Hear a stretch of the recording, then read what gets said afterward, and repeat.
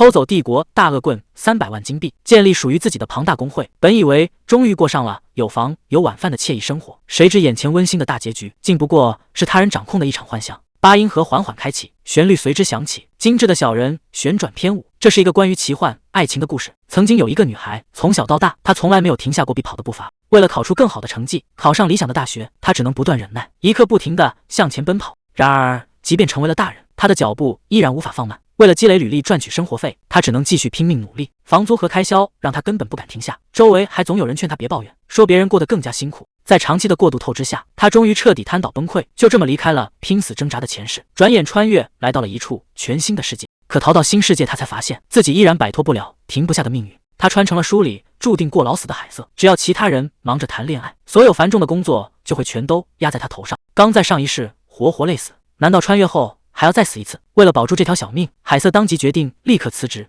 逃離了猝死的命運。海瑟幻想着屬於自己的自由生活，準備迎接全新的自己。然而夢想很豐滿，現實卻極其殘酷。打開錢包一看，裡面居然1分錢都沒有。在這個沒錢就活不下去的世界，海瑟甚至一度懷疑自己是不是不該衝動辭掉騎士團的工作。不過他很快打消了回頭的念頭，工作可以再找，但命只有一條，錢是拼死拼活最後落的那個下場。這一世說什麼也不能重蹈覆轍，就算囊中羞澀，他也決心要走出一條屬於自己的活路。為了生存，海瑟開始嘗試各種工作，無論是整理文書還是受雇討伐魔物，只要不至於再次把自己累死，他都在拼命積蓄力量，保障生活。可隨着日復一日在餐館端盤子打零工，這種停不下來的勞碌讓他不禁懷疑，現在這樣跟上一世又有什麼區別？其實海瑟的要求從來都不高，他不求奢華富貴，只希望能擁有一個屬於自己的小窩，不用再為房租發愁，能夠安穩吃飽每一頓飯。他甚至只想要個溫馨的家，過上最普通的日常生活。但作為一名幻術師，這些美好的場景他只能在虛幻的魔法中看到。幻術再美終究只是假的，根本改變不了現實。就像賣火柴的小女孩，火光一滅，幻象就會瞬間消失。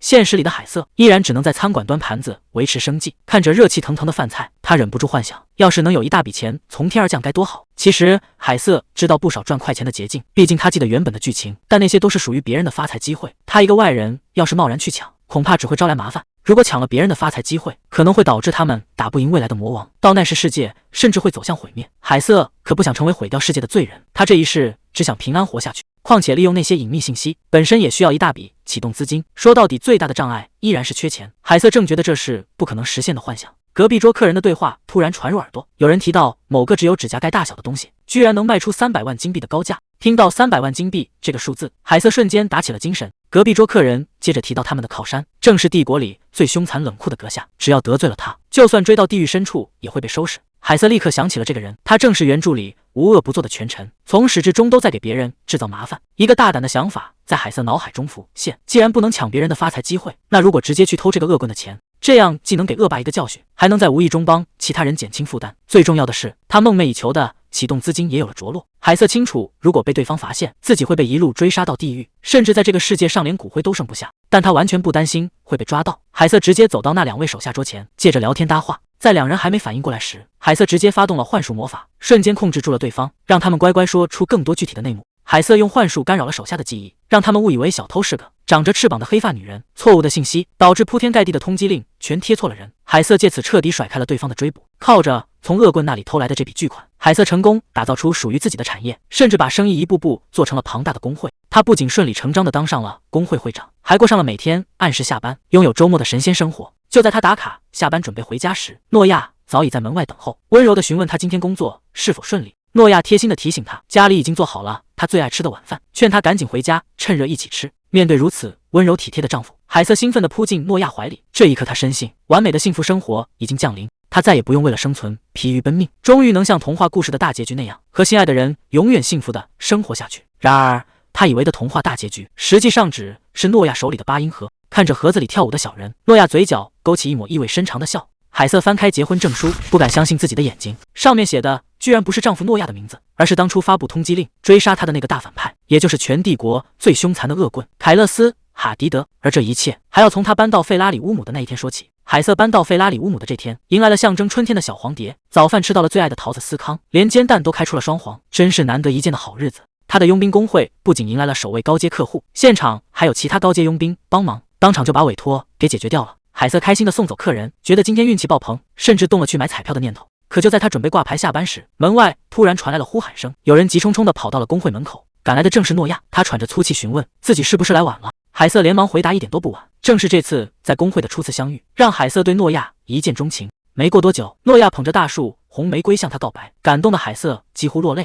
3個月後，諾亞更是拿出眼珠那麼大的鑽戒求婚。求婚之後，兩人順理成章地步入婚姻殿堂，在眾人的祝福下緊緊擁吻，正式結為合法夫妻。海瑟以為自己終於逆風翻盤，婚後的諾亞更是極盡溫柔，他輕撫着海瑟的手，深情告白，只要能觸碰到他，所有的煩惱都會煙消雲散。海瑟也溫柔地回應，只要有諾亞在身邊，他心中的煩惱同樣會煙消雲散。海瑟不禁在心裡琢磨，是因為諾亞總是親自下廚，為他做各種美味佳肴，還是因為天氣稍有轉涼，諾亞就會急忙給他披上外套，生怕他有一絲受涼。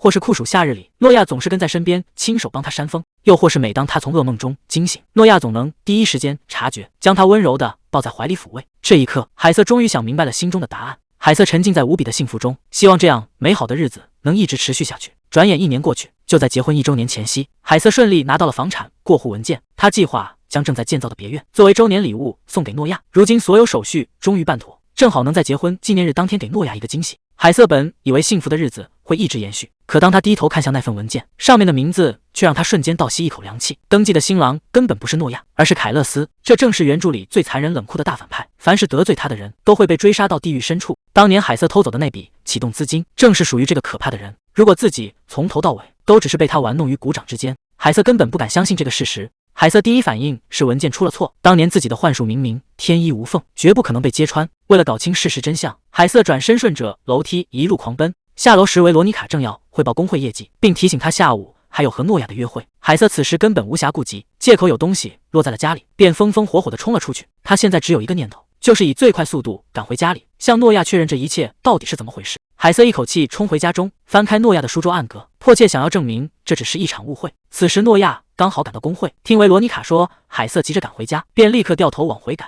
海瑟拉開暗格的瞬間，被眼前的東西徹底驚呆，裡面竟然全是關於自己的秘密檔案，從日常行蹤到理想類型，全都被記錄得一清二楚。原來諾亞從一開始就是帶着目的在接近他。就在海瑟驚恐萬分時，門外突然傳來了諾亞回家的腳步聲。海瑟聽着走廊裡逼近的聲音，慌忙退到門邊，緊接着門外傳來了敲門聲。隨着房門被緩緩推開，諾亞微笑着走進了房間，看到海瑟站在原地，諾亞順勢將他輕輕攬入懷中，有些疑惑地問他怎麼抖得這麼厲害，明明是夏天，身子怎麼會這麼冷？看着眼前依然溫柔的諾亞，海瑟的內心早已被恐懼徹底吞沒，在極度的恐懼與不安中，他的心臟狂跳不止。海瑟原本還在擔心翻抽屜暗格的事會被發現，可還沒等他開口問，諾亞卻突然接過了話頭，十分緊張地問他該不會是患上感冒了吧？諾亞急忙伸手去量他的體溫，說夏天感冒最為難受，要是發燒了就趕緊把今天的約會取消。見諾亞完全沒有起疑，海瑟連忙開口解釋，說自己根本沒有感冒，剛才只是被敲門聲嚇到了而已。諾亞這才鬆了一口氣，笑着承諾下次敲門會輕一些，還順勢將海瑟緊緊抱在懷裡，說要在今天的約會上好好補償他。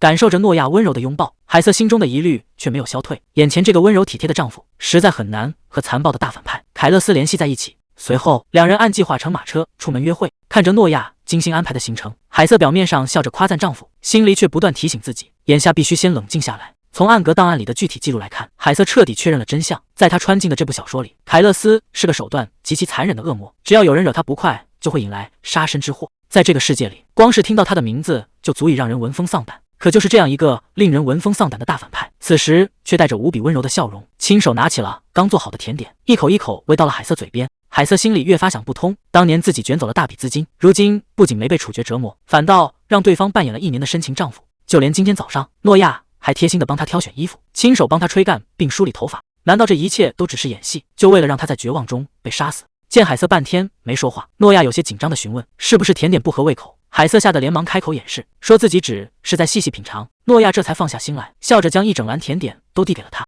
海瑟嚼着美味的甜點，感受着諾亞無微不至的體貼，可一想起心中抹不掉的懷疑，他的情緒便在沉溺與恐懼之間反復橫跳。為了打破這微妙的氛圍，海瑟主動問諾亞要不要也嘗一塊。諾亞只是微笑着坐在對面，伸手輕輕拭去海瑟嘴角沾上的甜點，隨後將指尖放入口中，笑着說這樣就足夠了。看着諾亞這番親密又曖昧的舉動，海瑟瞬間愣在原地，好不容易平靜下來的情緒再次掀起波瀾。海瑟被弄得心亂如麻，根本不知道該怎麼面對諾亞。為了掩蓋心虛，海瑟只能一邊走一邊拼命聊起工會公事，甚至腦子都沒過，就順口說要請工會的熟客傭兵吃飯。聽到要請別的男人吃飯，諾亞的神色瞬間冷了下來，追問他是不是要和對方單獨去。諾亞微笑着貼上錢，語氣親昵地叫他親愛的，卻明確表示這可不是個好主意，暗示海瑟一定能想出更明智的辦法。面對這股可怕的壓迫感，海瑟突然反應過來，每當諾亞不高興或是吃醋時，就會突然改口叫他親愛的，這分明是潛藏的殺氣。海瑟的求生欲瞬間爆棚，連忙改口說會安排其他員工對接，還會額外給對方增加報酬。聽到滿意答覆，諾亞瞬間恢復了往常燦爛的笑容，稱讚海瑟一定能做到。雖然眼前的危機暫時過去，海瑟心裡卻只覺得崩潰，再被他這麼折騰幾次，自己的壽命怕是要大大縮短。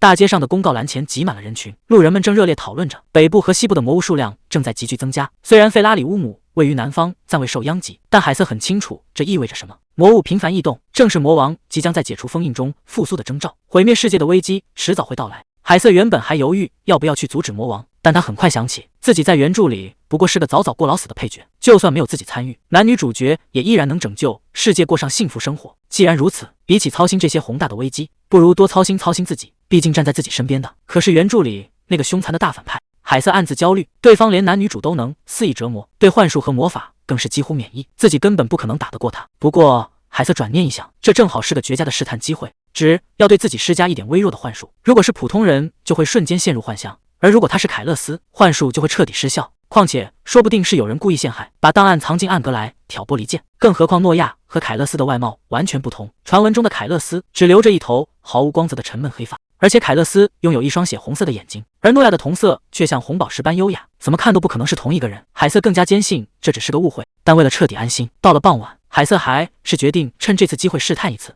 洗漱更衣時，他暗自下定決心，雖然幻術會侵入他人精神，但只要自己沒有攻擊意圖，影響微乎其微，連小孩都察覺不到。整裝完畢後，海瑟獨自順着走廊向前走去。海瑟輕輕推開房門，哪怕只是微弱的試探，他也必須極其精準的控制力量，絕不能讓自己深愛的人受到一絲傷害。靠在床上的諾亞溫柔地向他打着招呼，海瑟在內心默默祈禱諾亞能夠陷入自己的幻術。帶着最後一份期望，海瑟正式發動了魔法。海瑟最常使用的施法方式就是通過眼神接觸，雖然長時間頻繁使用會有改變瞳色的副作用，但這招的成功率最高，非常適合眼下這種緊急關頭。隨着魔法在眼中迅速匯聚，海瑟邁開腳步，一步步走向諾亞。璀璨的花藤與光芒瞬間籠罩整個房間，按常理根本不可能被輕易忽略。可靠在床上的諾亞卻毫無反應，甚至還微笑着詢問海瑟怎麼站在那裡不過來。看着毫無察覺的諾亞，海瑟整個人徹底僵在原地，眼前這個人竟然對幻術完全免疫。海瑟根本不敢相信眼前的事實，拼命找借口自我安慰，覺得諾亞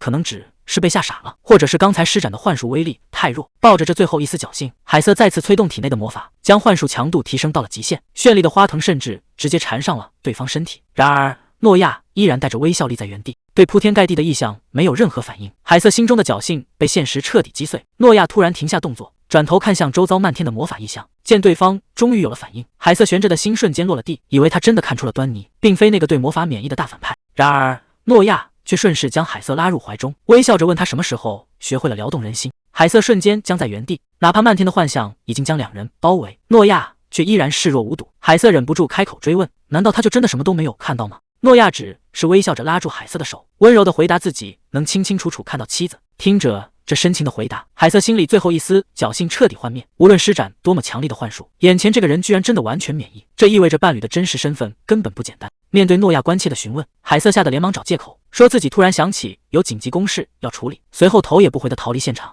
他砰地一聲關上門，脫力般癱倒在牆邊。此時此刻，他終於無法再自欺欺人，眼前這個人根本不是溫柔體貼的諾亞，而是手段殘忍的大反派凱勒斯。早在看到暗格裡的檔案時，證據就已經擺在面前，可他卻一直在試圖否定這個事實。一想到整整1年的深情全都是演出來的，這個要來取她性命的丈夫竟能把戲演得毫無瑕疵，海瑟忍不住苦笑着低下頭，只覺得眼前的一切簡直殘酷到了極點。哪怕當年是因為自己動了他的資金，引起了這個惡魔的報復，可直接痛快解決掉他也就算了，竟然能偽裝成深情的丈夫，隱忍整整1年。面對執念如此可怕的大反派，就算現在跪地求饒，也絕不可能活命。他絕不能剛逃過勞死的命運，轉頭又慘死在這個惡魔手裡。看來眼下唯一的選擇就是徹底逃跑。可眼下想要逃跑哪有那麼容易？凱勒斯對他的情況了如指掌，一旦貿然逃跑，很快就會被抓回來。況且偽造新身份和盤纏都需要大筆資金，要是沒錢逃出去，也只有餓死的份。還沒等海瑟想出辦法，房門外突然響起了敲門聲，嚇得他瞬間縮在門邊，不敢發出一點聲音。門外傳來諾亞溫柔的聲音，說自己不想打擾他工作，只是擔心他忙到深夜會餓，便順手把準備好的食物放在了門口。交代完便輕聲勸他別太勉強，聽着腳步聲漸漸遠去，海瑟癱靠在門邊，渾身直冒冷汗。這個隨時會痛下殺手的惡魔，直到現在還在無微不至地關心他。確定門外徹底沒了動靜，海瑟這才小心翼翼地推開房門。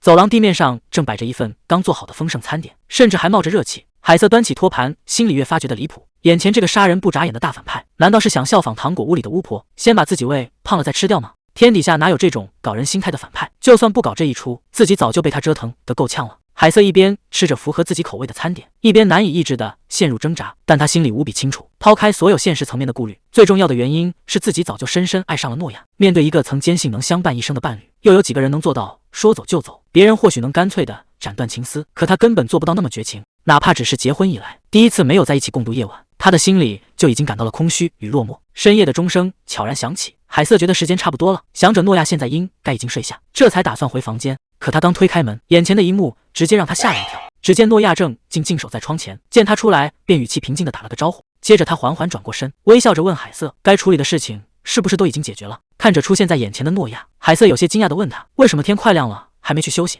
諾亞只是溫柔地看着他，坦白沒有海瑟在身邊，自己根本無法入睡。隨後順勢將他緊緊擁入懷中，感受到懷裡的溫度。海瑟一瞬間覺得他像只粘人的小狗，可他很快便猛然清醒過來，在心裡不斷告誡自己，眼前這個男人可是要他性命的惡魔。還沒等海瑟拉開距離，諾亞便笑着打斷他的思緒，一把將他橫抱起來，要帶他回房補覺。被一路抱着走回房間，海瑟忍不住想起以前兩人折騰到天亮的那些夜晚，擔心待會兒上班體力透支。看穿海瑟的心思，諾亞貼近他打趣道，自己今天可完全沒打算做那種事。看着眼前像是在惡作劇的男人，海瑟在心裡默默吐槽，誰能想到令人聞風喪膽的大惡魔居然會玩這種幼稚的把戲。回到床上，海瑟拼命告誡自己要保持冷靜，絕對不能在凱勒斯面前露出破绽。為了表現得足夠自然，他順着語氣反問諾亞，要是騙了他又會怎樣？話音剛落，諾亞便突然翻身親過身體，將海瑟深深籠罩在自己的身下。面對居高臨下籠罩着自己的諾亞，海瑟心裡瞬間慌成一團。他才剛勉強接受諾亞就是凱勒斯的事實，根本不知道眼下該如何應對。見海瑟閉上雙眼，避開視線，諾亞語氣溫柔地主動提出，只要海瑟不願意，他就會立刻停手，因為他絕不想讓自己深愛的妻子受罪。聽着諾亞深情的話語，海瑟一時有些語塞，可他心裡無比清楚，如今既然已經知道了真相，要是還像往常那樣共度夜晚，曾經所有的甜蜜都會被苦澀徹底淹沒。諾亞順着海瑟的顧慮，輕聲打趣說，偶爾嘗點苦頭對身體好，留在身邊又有何妨？海瑟在心中瘋狂告誡自己必須清醒，絕不能再被眼前的溫柔蠱惑，必須果斷拒絕。可當他情不自禁喊出諾亞的名字，對方立刻緊緊握住他的手，溫柔地詢問他究竟希望自己怎麼做。面對諾亞那雙深情的眼睛，海瑟的心跳徹底亂了節奏。明明只要現在叫停，就能保護自己不再受傷害，可他卻發現自己根本無法狠下心推開。過去這一年來沉淪的情感，早已像無底的深海一般，將他徹底淹沒，再也無法逃離。哪怕明知道這樣沉淪下去，自己很快就會窒息，海瑟還是下定決心，決定把心裡壓抑的所有感情毫無保留的全部傾倒出來。面對諾亞溫柔的回應，海瑟主動抱住眼前的人，與他深深吻在一起。他拼命搜刮着心裡殘留的最後一點溫存，試圖將所有的愛意一次性耗盡。海瑟在心裡默默告誡自己，只要不留下哪怕一丁點的留戀，等真相徹底撕裂的那一天，背叛帶來的恐懼與傷害就一定能壓過這份絕望的愛。唯有將這份愛意徹底斷絕，他才能狠下心抽身離開，徹底逃離眼前這個偽裝成丈夫，隨時會要了他性命的凱勒斯。第二天清晨，諾亞便心情愉悅地起床，在桌前精心準備着兩人的早餐。醒來的海瑟看着無微不至的諾亞，忍不住低聲罵他是騙子。諾亞卻溫柔地順勢貼近海瑟，笑着承認自己確實是天下最大的撒謊精。海瑟氣得撂下狠話，表示自己絕對不會原諒他。諾亞也不生氣，順手勸他先吃早餐，說想發脾氣也得先填飽肚子。海瑟想想覺得有道理，發脾氣確實需要體力，便坐到了餐桌前。海瑟拿起餐刀，在心裡下定了決心，自己絕不能再被眼前這個人戲弄，他要暗中籌劃一場完美的離婚。兩人就這樣對坐在餐桌前，安靜地吃着早餐，看着對面的海瑟，諾亞嘴角不自覺地微微上揚。走在喧鬧的街道上，海瑟看着眼前的工會，心裡滿是不捨。他怎麼也想不到，自己真的要拋下這一切逃跑。這個工會對他而言有着無法替代的意義。當年為了逃離在騎士團過勞死的命運，身無分文的他，這才冒險截留了凱勒斯的資金。從最初只有一間簡陋的小房間，和他這位一個傭兵開始，他就像不萊梅樂隊一樣，把夥伴們一個接一個的聚在了一起，這才拼出了如今的規模。海瑟看着眼前親手蓋起的工會大樓，笑着回應夥伴們的問候。雖然心裡萬般捨不得，但他還是下定決心把這個工會留給凱勒斯，既是感謝他這一年來給的關照，也是為了還清當年截留的資金，希望能以此換自己一條生路。他打算只帶走能變現的資產，暗中籌劃逃跑。不料維羅妮卡突然驚慌失措地撞開大門，緊急報告，城鎮西側出現了巨型魔物。維羅妮卡焦急地補充，那只憑空出現的巨型魔物正以驚人的速度大肆破壞，海瑟猛然停下腳步，心裡頓時掀起軒然大波。這裡本是沒有魔物的安全區，全城壓根沒有任何防禦設施。如果連這裡都不再安全，意味着危機已蔓延到了眼前。面對突如其來的變故，海瑟決定先去阻擊魔物。他果斷利落地扎好頭髮，吩咐維羅妮卡立刻去召集散落在各處的戰鬥傭兵。維羅妮卡急忙開口勸阻，擔心他遇到危險，更怕諾亞為此擔驚受怕。海瑟只是笑着回過頭，讓維羅妮卡要是擔心，就早點帶人趕來。說完，便頭也不回地衝向了前線。趕到現場的海瑟躲在牆後觀察，眼前的巨型魔物體型龐大，偏偏長着一雙像諾亞一樣的紅眼睛，讓海瑟心裡感到一陣不適。好在魔物額頭上沒有最危險的紫寶石，算是不幸中的萬幸。海瑟決定趕在其他人趕到前速戰速決，他拔出佩劍，果斷衝了出去，大聲呼喝，吸引魔物的注意力。受挑釁的魔物張開血盆，大口剧烈咆哮，震得海瑟直捂耳朵，緊接着邁着沉重巨爪朝他逼了過來。看準魔物撲上來的時機，海瑟順勢拉開距離，引他入局。隨後他直接展開了範圍幻術，不同於之前對諾亞使用的單體掩護，這種大面積幻術能欺騙範圍內所有目標，將憑空出現的滿地棘藤直接轉化為真實的傷害。受騙的大腦讓魔物以為被屍體纏繞，瞬間被棘藤刺得皮開肉裂，在原地發出痛苦的咆哮。見魔物成功被困在原地，海瑟借力躍上棘藤，直奔魔物而去。海瑟揮劍向被困的魔物砍去。與此同時，維羅妮卡帶着大批傭兵趕到現場，可還沒等眾人上前支援，巨型魔物便伴隨着巨響轟然倒地。海瑟收起佩劍，輕嘆了一口氣。趕到的傭兵們目睹眼前這一幕，無不震驚於會長獨自解決戰鬥的實力，紛紛歡呼起來。面對傭兵們鋪天蓋地的誇讚，海瑟尷尬地笑着應對，覺得大家有些誇大其詞。其實他敢光明正大使用幻術，是因為當年在騎士團時早已聽慣了那些高傲的冷嘲熱諷，覺得這種小手段根本不足為奇。況且要是自己真有那麼厲害，當初也不會因為過勞而逃跑。大家无非是沒在這個平靜小鎮見過魔物，才會如此大驚小怪。但眼下最棘手的根本不是這些，而是得知消息的諾亞。聽着諾亞輕笑着質問他為什麼敢拋下下屬獨自去打魔物，海瑟瞬間意識到眼前這個男人是真的生氣了。諾亞打趣他獨自面對魔物太魯莽，兩人曾約定過不讓自己身處險境，當初是誰先提出這個承諾的？海瑟這才想起確實是自己先要求的，這不禁讓他回想起過去的一幕。當時他驚慌地發現諾亞袖口沾着鮮血，以為他捲入了打鬥或是碰上了魔物，諾亞卻顯得雲淡風輕，表示這片區域治安很好，袖子上的痕跡只是做飯不小心沾上的醬汁。當時毫無防備的海瑟信以為真，這才徹底鬆了一口氣。當時他為了讓諾亞遠離危險，硬是拉着他立下約定，絕不能讓自己身處險境。諾亞當時也一口答應了下來。可現在回想起來，海瑟這才猛然醒悟，當初袖子上沾着的絕對不是醬汁，況且這個隨時會要他命的凱勒斯，如今居然拿着當年的約定教育他，抱怨他獨自打魔物有多讓人擔心。海瑟在心裡瘋狂吐槽，要是自己真死在魔物手裡，豈不是正好省了他的事？難道非要親手動手才甘心？不過為了不暴露逃跑計劃，海瑟只能強忍着情緒，果斷裝傻認錯，極力撒嬌請求諾亞原諒自己。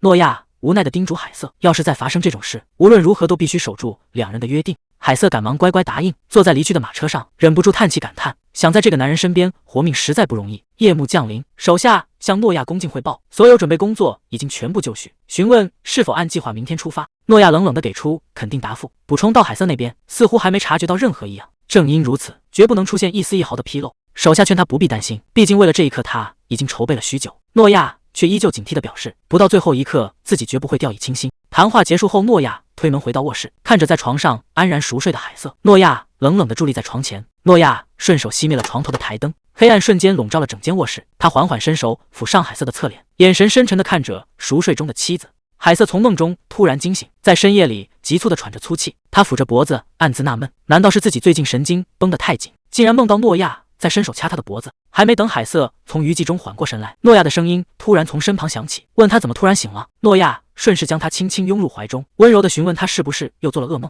海瑟依偎在他懷裡，低聲回應，提醒他今晚回來的實在太晚。諾亞親吻他的額頭，溫柔道歉，承諾以後一定會盡量早點回家。諾亞輕輕撫着海瑟的頭髮，提醒他時間還早，可以再睡一會兒，順便問他沒忘記兩人今早要一起出門吧。海瑟聞言趕忙坐起身，試探着商量能不能改天再去，謊稱自己最近工作太累，想多休息一天。可平時百依百順的諾亞聽到這話卻反常地陷入了沉默。海瑟看着遲疑的諾亞，心裡頓時升起一股不祥的預感，按照他以往的性格肯定會爽快答應。海瑟這才猛然反應過來，明天恰好是結婚周年紀念日前的周末，難道這就是諾亞準備對自己動手的日子？海瑟認定諾亞要借機動手，決定無論如何明天都不能出門。憑着強大的求生本能，海瑟當場劇烈咳嗽，裝起病來。沒想到諾亞見狀，順勢建議讓他今天先好好休息，改到明天再出門。海瑟這才反應過來周末有2天，只能硬着頭皮答應下來，心裡瘋狂盤算明天該用什麼借口外面不知何時下起了傾盆大雨。諾亞獨自站在窗前凝視着雨夜，看窗外雨下的實在太大。諾亞主動開口，暴雨導致馬車無法通行，明天的出門計劃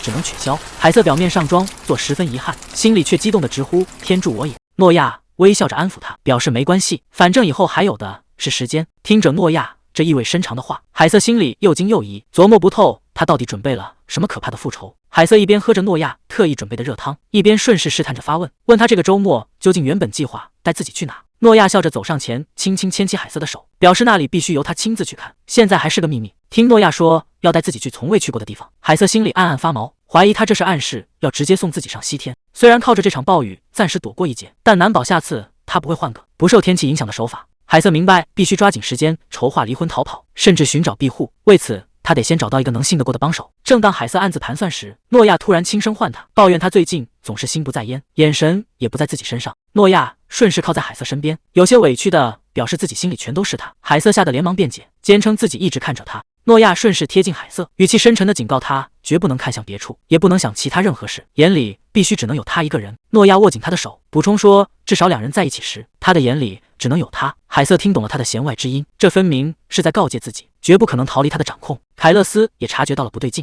最近這幾天海瑟的舉止十分反常，不僅動不動就被嚇到，原本落在自己身上的目光也總是找機會往別處瞟。可手下傳來的匯報裡並沒有任何異常，這讓凱勒斯不禁懷疑，在他身上究竟發生了什麼。凱勒斯忍不住懷疑，難道是有別的男人出現？但他轉念一想，可能干擾計劃的人早被他清乾淨了。這時凱勒斯突然記起，兩人的結婚紀念日就在眼前，以海瑟事事講究儀式感的性格，這次肯定又在偷偷準備驚喜。既然如此，他便決定配合他裝作不知情，繼續扮演好完美的丈夫。他伸手拉開抽屜，拿出一份名為《海瑟洛夫理想型》的文件，只要嚴格按照上面的設定去做，就絕不會偏離軌道。手下將海瑟的調查報告遞給凱勒斯，開始匯報他的基本信息。23歲，孤身一人居住在王都。翻開隨父的肖像畫，手下看着畫面上金眸嬌小的海瑟，形容他就像雪地裡的兔子或怯懦的鹿。見凱勒斯沒有表態，手下連忙收回心思，認為海瑟沒有任何家族背景，要動手解決他並非難事。然而手下翻看後續資料時，發現情況並沒有那麼簡單。報告裡還記錄着幾項相當棘手的麻煩。資料顯示，海瑟畢業就作為首席加入了騎士團，不僅成功執行過上百次討伐任務，更是唯一兼具2大騎士團履歷的人，甚至在幻術使用上至今保持着零失誤記錄。聽到這裡，凱勒斯這才想通，怪不得之前派去的手下全都慘敗而歸。可凱勒斯感到困惑的是，海瑟費盡心思截斷了他的資金來源，卻偏偏高調地用幻術建立傭兵團，打響名號。要不是因為這樣，想要找到他反而會更加困難。手下接着補充，海瑟因為平民出身，過去曾遭受過不少輕視，哪怕戰功赫赫，他也從不覺得自己有什麼特別。得知這一心理弱點，凱勒斯嘴角微微上揚，像這種渴望得到關注和認同的人，只要稍加誘導，就能讓他徹底落入自己的掌控。凱勒斯伸手按住那份理想型報告，讓手下立刻匯報上面的細節，他要親自按這個設定去接近海瑟，徹底將他拿下。當年他就是靠着這份精心設計的方案，一步一步走到了海瑟身邊。凱勒斯伸手擰緊了8音盒的發條，看着盒裡相擁旋轉的2個小人，凱勒斯不禁感嘆，當年為了徹底騙過海瑟，他不知耗費了多少心思。手下奉上海瑟的理想型報告，要求伴侶帥氣高大，肩膀還要像太平洋一樣寬廣。雖然不懂太平洋指的是什麼，但他對自己的外貌底子信心十足。既然長相天然符合標準，他只需換上鮮豔明亮的衣裝，捧着鮮花微笑走向海瑟，輕輕鬆鬆就收穫了誇讚。手下接着翻看報告，發現上面還要求對方精通廚藝，每周必須抽空約會1次，忍不住懷疑以主子冷酷的性格，要配合這套要求恐怕會非常艱難。手下懷疑他連廚房都沒進過，怎麼可能做得了飯？凱勒斯卻滿不在乎地表示，試個1-2次就能輕鬆上手。為了符合理想型設定，他特意穿上圍裙親自練習，沒多久就練出一手好廚藝，做出的美食讓海瑟大加讚賞。可手下接着往下讀，發現報告裡的要求更加離譜，對方白天要溫柔體貼，晚上卻要像野獸一樣充滿佔有欲。凱勒斯聽得一頭霧水，不明白怎麼會有人喜歡這種控制欲，甚至懷疑對方的理想型是雙重人格。可為了徹底拿下海瑟，凱勒斯只能硬着頭皮照單全收，畢竟派去的手下全敗在他手下，這件事只能由他親自出馬。凱勒斯當年選擇親自出馬，就是想弄清海瑟究竟如何盜走情報，以及他手裡到底掌握了多少機密。不知不覺間，海瑟落入他手中已經過去了1整年。雖說還沒查明具體的泄密途徑，但眼前這個盜取情報的女人早已對他神魂顛倒，被徹底掌控，連他自己都沒想到，這場遊戲他竟然沉迷了1整年。在他眼裡，偶爾笨拙的海瑟就如同一隻到處亂蹦的小白兔，甚至讓他覺得有點可愛。凱勒斯連忙在心裡否定，他堅信自己只是覺得對方可愛，絕不可能沉溺於情感，是時候該收場結束這場戲了。可走到半路，他又突然停下腳步，想起海瑟平時飯量很小，每次吃不多都會感到遺憾，唯獨面對南瓜派，一口氣能吃下整整2塊。為了能讓海瑟明早順利吃上，他二話不說繫上圍裙趕去廚房，不僅要把派皮烤得格外酥脆，還要特意準備大量他喜歡的奶油。捧着剛出爐的烤派，凱勒斯還不忘在心裡給自己找補，堅稱這一切不過是計劃的一部分。海瑟獨自坐在書房裡提筆寫信，要想成功實施逃跑計劃，他必須盡快找到靠得住的幫手。海瑟在信紙上落筆，寫下了迪倫·班克的名字。可剛寫完問候語，海瑟就犯了難，不知道接下來該怎麼往下寫。他必須趁着諾亞不在家，抓緊時間聯繫上幫手。可突然聯繫多年不聯繫的人，怎麼看都覺得有些別扭。在他認識的所有人裡，最值得信任的，偏偏是以前騎士團的舊同事迪倫。實際上，2人共事的時間並不算長。迪倫嚴格來說，只是原著裡那個海瑟的同事，算不上他真正的摯友。在海瑟印象中，迪倫其實是個極度自來熟的人，會對每個人伸出援手。只要身邊有人遇到困難，他總是第一個站出來幫忙。當初海瑟辦退伍遇到阻礙時，就是迪倫主動出面幫他搞定。當然，迪倫碰到難題時，也會毫無架子的跑來找海瑟求助。雖然2人共事的時間並不長，但也算得上是交情深厚的老友。想到這裡，海瑟嘴角忍不住微微上揚，心裡竟有些懷念起當年並肩作戰的日子。海瑟在信裡說明了當下的困境，希望能派一位信得過的幫手過來。隨後他塞入金幣作為佣金，並蓋上火漆印章，徹底封好信件。寫完信的海瑟長舒了一口氣。如果直接走普通郵局寄送信件，恐怕很快就會被諾亞察覺，必須用更隱蔽的方式發出去。海瑟抬手匯聚其體內魔力，召喚出一支專屬的魔力信鴿。雖然傳遞速度比不上通訊水晶，但絕不會被任何人攔截或追蹤。海瑟順勢將信交由他帶往遠方，魔力信鴿穿過雲層，一路飛到了騎士團訓練場。此時迪倫正揮劍訓練，信鴿竟直落在了他的肩上。迪倫有些意外，沒想到居然有人用專屬魔力信鴿傳信。等他取下信件查看，臉上立刻露出了笑容，驚喜地發現這封信竟然來自海瑟。迪倫很快給海瑟寫了回信，打趣他平時從不聯繫，遇到麻煩才想起自己，但看在多年交情上，依然爽快答應幫忙。迪倫在信中解釋，自己因為職務纏身，無法親自趕來，不過會立刻安排一位靠譜的幫手前去協助海瑟。迪倫順帶抱怨，如今連王都郊區都頻繁有魔物作亂，他每天都在加班值夜班。海瑟看到這裡大吃一驚，魔物肆虐的時間竟比預想中提前了。信裡還補充道，手下調查發現近期魔物行為異常，仿佛正在瘋狂地尋找什麼東西。海瑟心裡頓時升起一股不祥的預感。海瑟連忙甩甩頭，不再胡思亂想，反正別人自會去解決那些麻煩，眼下對自己來說最要緊的還是全力以赴保住性命。海瑟順手把迪倫的信丟進火爐燒毀，暗下決心，下次見面一定好好謝他。這時門外突然響起敲門聲，維羅妮卡在門外提醒，今天有位新員工過來面試。海瑟連忙讓維羅妮卡進來，可聽到新員工面試，他的心裡卻瞬間打起鼓來。包括維羅妮卡在內的工會成員，其實大半都是諾亞安排進來的。過去他還誇讚這些人效率極高，現在看來全都是盯着自己的眼線。為了不引起對方的懷疑，海瑟決定先看資料，順水推舟。緊接着，那位新員工緩緩走進了房間。海瑟看清來人的瞬間，頓時大吃一驚。推門而入的正是金杰，他爽朗地向海瑟自我介紹，表示接下來會留在工會幫忙。海瑟徹底看傻了眼，怎麼也沒想到迪倫派來的幫手竟然會是金杰。在原著小說裡，金杰本是反派陣營的手下，為了拯救被囚禁的人，才選擇棄暗投明，加入主角陣營。這種背負着悲慘身世的角色，按照原著劇情的走向，往往最終都難逃犧牲的命運。按原著劇情，此時的金杰應該還在反派手下，待在王都的決鬥場裡。海瑟暗自思忖，難道是因為自己干涉了劇情，才讓局勢發展和原著有了偏差？不過金杰不僅精通劍術，還懂草藥學，又能幹各種雜活，業務能力十分過硬。想到金杰未來反正也會棄暗投明，海瑟決定趁機把他拉攏過來，變成自己手裡的一張牌。他當即邀請金杰今天直接上崗，同時也準備順手幫他改寫命運，避開原本犧牲的悲劇。金杰聽後一口答應，爽快表示只要會長開口，任何任務他都樂意效勞。海瑟先安排金杰跟隨維羅妮卡熟悉業務，打算等以後有需要時再請他幫忙。不過海瑟心裡十分清楚，想讓金杰協助逃跑，必須避開維羅妮卡的監視才行。回到臥室，海瑟趴在床上翻看堆積的文件。諾亞走進來見他連睡覺的地方都在忙工作，有些不滿地湊上前詢問。海瑟解釋只是要核對些瑣事，等金杰完成培訓，自己的工作量就能減少許多。諾亞聽罷坐到床邊，溫柔地伸手按揉海瑟的肩膀。海瑟在心中暗自警醒，絕對不能沉溺於諾亞虛偽的溫柔，反正眼下無法逃走，索性就聽之任之。可沒想到諾亞不僅沒收手，甚至還俯下身替他按摩起雙腳。海瑟有些不好意思的想把腳縮回，諾亞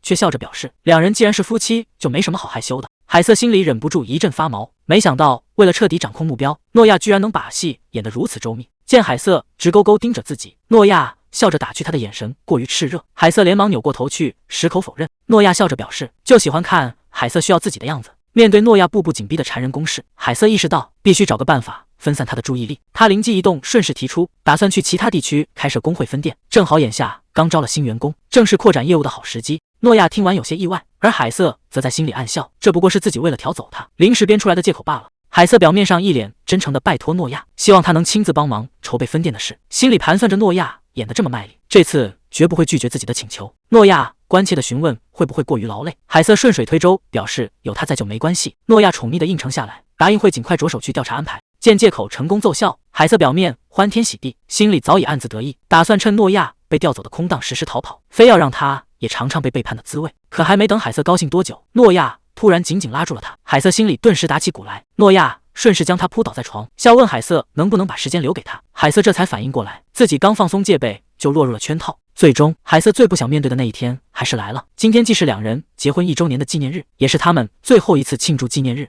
海瑟收起心思，掙扎着起床。他很清楚眼下必須抓緊時間行動，在離開前，他還有一份特殊的禮物要送給諾亞。海瑟深知只要毫無保留的愛過，離開時就不會留下遺憾。他打算把想給諾亞的一切全給了，體面的為這段關係畫上句號，省得日後獨自一人因思念他而落淚。這時房門被推開，諾亞走進了房間。海瑟順勢問起緊急事務處理的如何，諾亞淡然表示已經全部辦妥。海瑟想起剛才半夢半醒間，諾亞確實匆忙出去過一趟，心裡不由得暗自打鼓，懷疑他最近頻繁外出，難道是在加速籌備殺自己的計劃？海瑟看着脖子上精緻的寶石項鏈，一時愣在了原地。先前路過店裡時，海瑟不過是隨口誇了一句漂亮，諾亞不僅誇讚寶石顏色像他的眼睛，還暗中記在心裡買來當做禮物。海瑟當時還擔心過於招搖，諾亞卻根本不在乎這點錢。看着這份貼心的禮物，海瑟由衷感謝諾亞願意娶她。諾亞順勢捧起她的臉，深情告白，兩人緊緊擁抱在一起。面對諾亞真摯深情的眼神，海瑟的心難免產生了一絲動搖。為了不被諾亞看穿心思，海瑟連忙順着話應答，直言能嫁給諾亞就是自己這輩子最幸運的事。可他這突如其來的誇張反應，反倒讓諾亞察覺到了微小的異樣。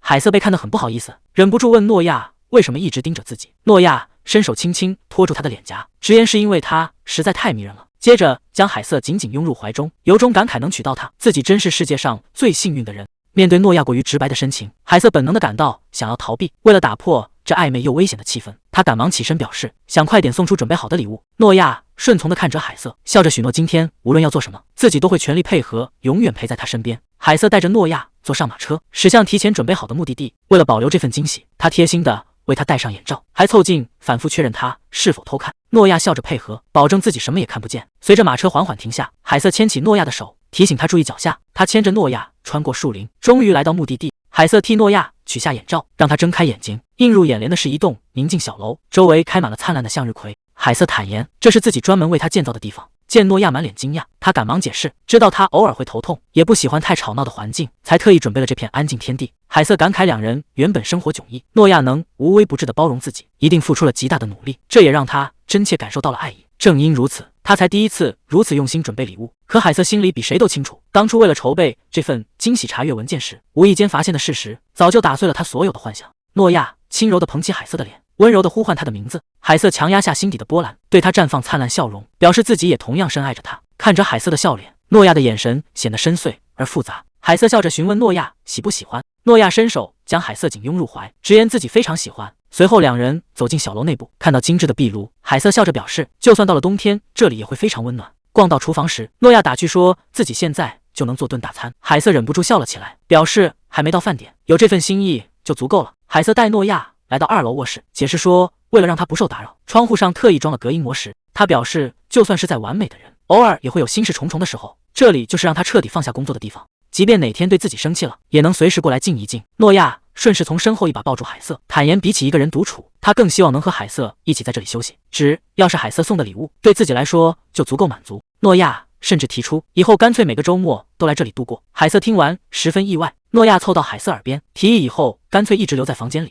海瑟連忙扯開話題，拉着他打算去外面看小溪。他補充說附近還有兔子和鹿出沒。諾亞聽罷禁不住笑出聲，打趣說自己也很喜歡這些像海瑟一樣的小動物。兩人脫下鞋踏入清澈小溪，海瑟帶着他逛遍剩下的角落。見諾亞如此喜歡這份禮物，甚至提議每年結婚紀念日都要來。海瑟心裡清楚這根本不可能實現，卻依然笑着爽快答應。海瑟把分店外勤和談判全交給了維羅妮卡，維羅妮卡爽快應下，便出門辦事。眼看負責監視自己的眼線終於離開，海瑟決定正式拉攏金杰。他主動找到正搬運資料的金杰，詢問是否有時間聊聊工作適應情況。金杰爽快答應，表示放好資料就去辦公室。海瑟對金杰的工作能力非常滿意，金杰表示大家都非常熱心，海瑟希望他能在工会長期幹下去。金杰爽朗的讓他直接叫名字就好，海瑟順勢改口，表示打算親自交給他一項任務。不過在此之前還有個問題想先確認。金杰打趣說会長親自派任務讓人緊張，但還是爽快讓海瑟儘管提問。海瑟眼神一沉，直截了當地問金杰，凱勒斯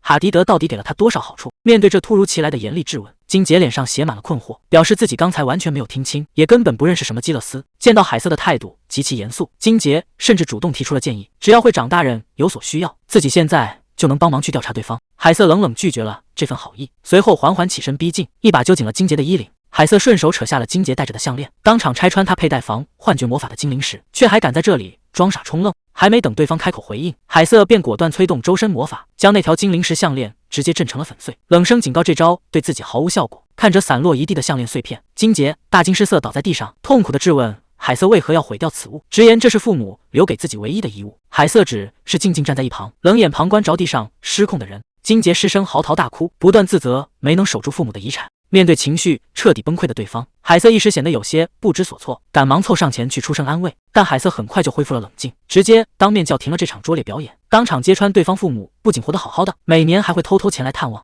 況且那條被震碎的魔法項鏈，分明是今年才推出的昂貴新款，根本就不是什麼古舊遺物。謊言被當場徹底戳穿，剛才還哭得撕心裂肺的金杰，瞬間被對得啞口無言。偽裝被識破的金杰不再裝模作樣，開門見山交代了自己的真實酬勞。得知基勒斯每月給金杰50萬金幣，海瑟心裡暗暗大吃一驚。金杰索性收起了以往的敬語，坦言自己也納悶對方為何給這麼多，沒想到會遇到能查清底細的危險人物。海瑟適時出言提醒，注意說話態度，金杰這才有些尷尬地補上了敬稱。海瑟在心中暗暗盤算起來，這筆巨額薪水遠超騎士團的待遇，難怪基勒斯的手段再怎麼狠毒，手下人依然對他唯命是從。海瑟甚至一度動了跳槽的念頭，但很快便清醒過來，明白保命更加緊要。為了徹底將金杰拉攏過來，海瑟直接亮出了更為誘人的籌碼。海瑟直接開出了雙倍的高額報酬，並拿出200萬金條作為定金。金杰驚覺海瑟這是要自己背叛基勒斯，坦言這種事情一旦暴露，自己必將落得死無葬身之地的下場。海瑟卻顯得十分雲淡風輕，表示只要不被抓到就萬事大吉，況且以金杰的手段絕不會露出破绽。海瑟接着一針見血地指出，基勒斯給的那些薪水根本不夠買回他愛人的自由。其實金杰拼命攢錢的真正原因，遠比替父母還債更為重要。他心愛的男人正是一名奴隸，隨時都會在決鬥場上喪命。海瑟大聲提醒金杰，決鬥是奴隸的身價只會越來越高，背叛基勒斯，選擇合作才是明智之舉，甚至鄭重承諾事成之後會幫他們兩人徹底洗白身份。海瑟還笑着補充了一句，哪怕選擇拒絕也毫無關係，自己隨時能用魔法消除這段記憶。得知自己的底細被徹底看穿，為了能夠救出心愛的人，金杰最終低頭選擇了妥協，主動詢問海瑟需要自己做什麼。海瑟嘴角露出了滿意的微笑，表示只需要他在極短的時間內成功騙過一個人即可。靠在沙發上的諾亞手裡正輕輕把玩着一枚金鑰匙，他不由得回想起前不久的情形。海瑟牽着他來到那棟向日葵小樓，笑着說也想向他表達深切愛意。諾亞心裡暗自盤算着，雖然計劃稍微偏離了預定軌道，自己原本只是想送個禮物配合一下，沒想到海瑟竟然也有相同的念頭，這實在讓他覺得十分可愛。諾亞凝視着手中的鑰匙，繼續沉思。別墅裡盛開的花朵與精緻的窗戶，無一不透着海瑟的精心布置。想要籌備這樣一棟豪華大宅，必然耗費了數月的心血。看在對方如此一片誠心的份上，諾亞甚至開始猶豫不決，要不要暫緩執行清除對方的計劃。畢竟海瑟早已盡在自己的掌控之中，留着他倒也能解解悶。可不知從何時開始，海瑟的身影竟時刻佔據他的腦海，這種脫離掌控的未知牽絆，讓諾亞隱隱感到一絲煩躁。隨後他卻微微一笑，將這份動搖歸結為不過是因為自己早已決定好要親自出手除掉他。突然下屬急忙跑來匯報情況，被打斷思緒的諾亞十分不悅，冷聲質問究竟發生了什麼事。下屬坦言先前交代的任務辦砸了，派去的人沒能從神殿帶回淨化神石。諾亞感到十分荒謬，表示自己明明開出了足夠的報酬。下屬趕忙解釋道，神殿聲稱神石已經選定了主人，這才拒絕交出物品，辦事不力，讓諾亞感到異常煩躁，當即下令把這群無能的手下徹底處理掉。隨後諾亞又動起了其他心思，決定今晚一定要陪海瑟一起吃晚飯。想到海瑟上次在小餐館開心的模樣，他甚至盤算起帶海瑟去街頭品嘗。諾亞回想起海瑟吃路邊小吃的模樣，雖然嫌棄街頭食物不夠乾淨，但想到能讓他開心，倒覺得偶爾破例一次也無妨。下屬緊接着匯報了剛查到的線索，淨化神石如今在皇太子情人手裡，要是貿然動手，恐怕很難收場。諾亞聽後顯得毫不在意，認為對方還沒當上太子妃不足畏懼。可下屬又吞吞吐吐地補充道，這位神石主人還是那位的朋友。面對諾亞的嚴厲催促逼問，下屬一時間犯了難，不知道該在大人面前如何稱呼海瑟。下屬戰戰兢兢地低頭解釋，那枚神石的主人其實是大人您那位階下囚的朋友。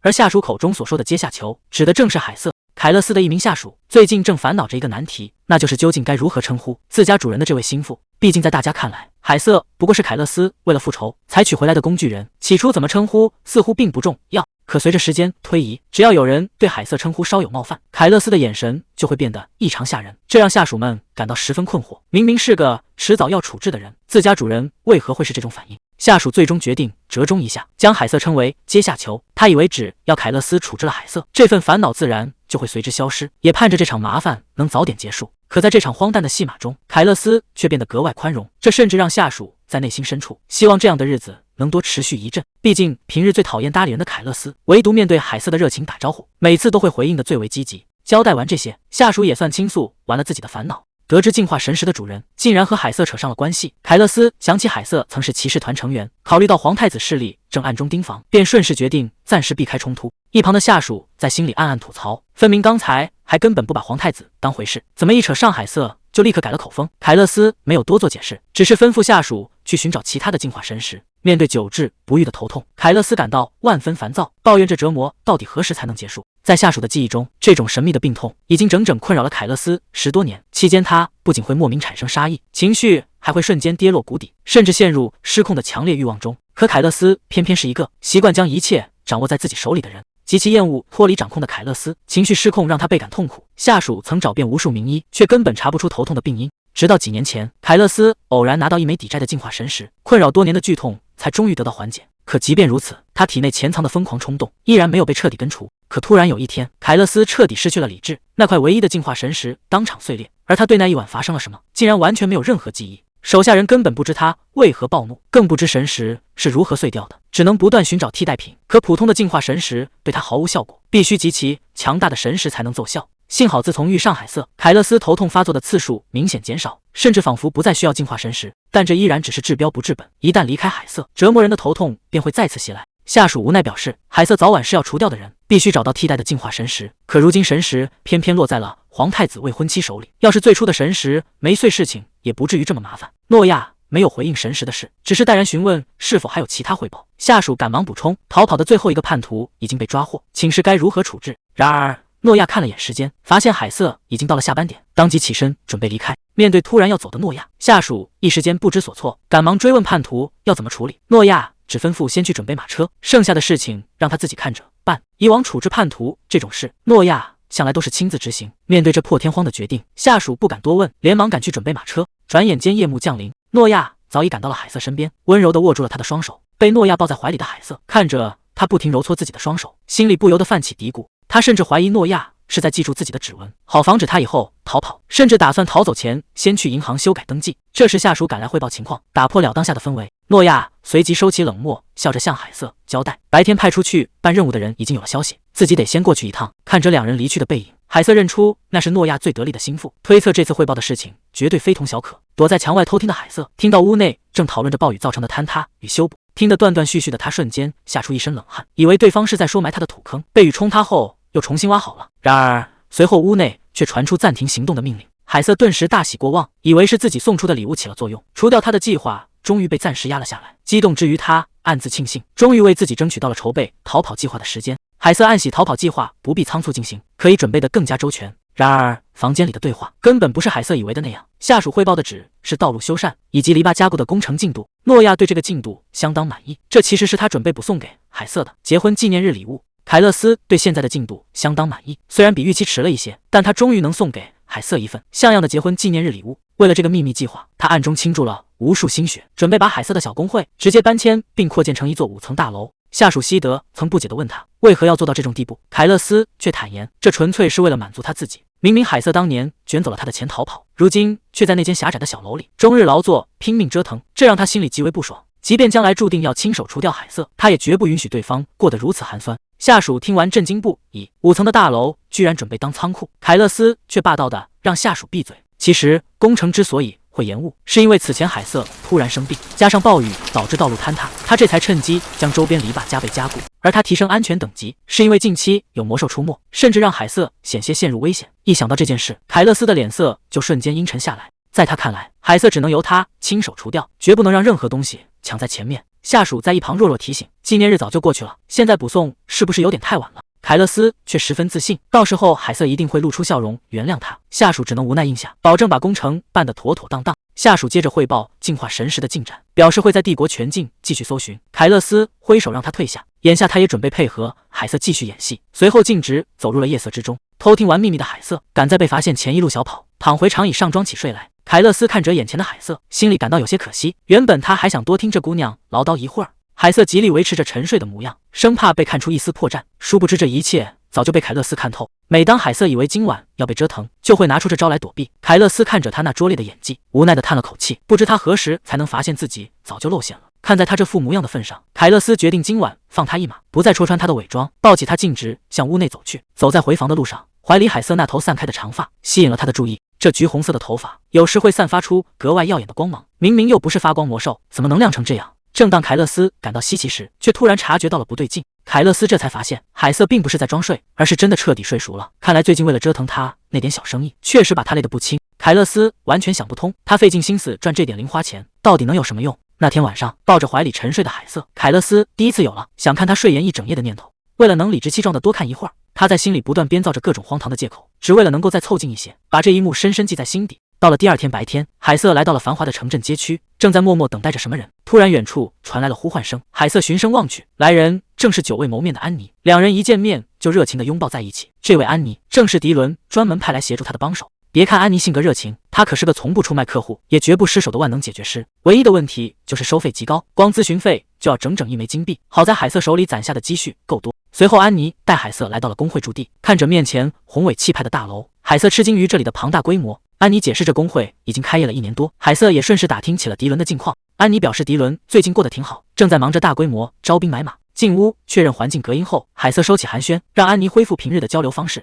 安妮也隨之切入正題，詢問海瑟這次專門找他究竟有什麼具體的委託。不過海瑟沒有急着說正事，而是先摘下了身上的項鏈，讓安妮幫忙檢查一下上面有沒有被施加追蹤魔法。安妮隨即打開隨身帶來的箱子，取出專門的魔法工具，準備立刻為海瑟進行檢測。當工具對項鏈完成掃描後，得出的結論卻讓安妮大吃一驚，這條項鏈上居然完全沒有追蹤術。聽到這個結果，海瑟瞬間愣在原地。安妮緊接着補充道，項鏈上確實附帶着某種魔法，但那根本不是用來定位的。安妮接着解釋，這上面附帶的其實是守護魔法，只要隨身佩戴，遇到危險就會自動展開防禦屏障。海瑟大吃一驚，完全沒想到會是這種結果。安妮進一步檢測後發現，寶石內部正穩定流動着魔力，這根本不是一次性道具，而是沒有次數限制的永久魔法，便忍不住打聽這是從哪來的。海瑟如實交代，這是丈夫送給她的結婚紀念日禮物，心裡卻在暗自嘀咕，對方大概是怕引起自己懷疑，才沒有特意加上定位魔法吧。海瑟心裡暗暗感嘆，不愧是掌控全局的幕後黑手，做事果然滴水不漏。安妮忍不住驚嘆，這種級別的寶貝光有錢可買不到，直言海瑟的丈夫絕對愛慘了她。可海瑟卻神色沉重，坦言自己這次找她過來，恰恰就是為了這位丈夫。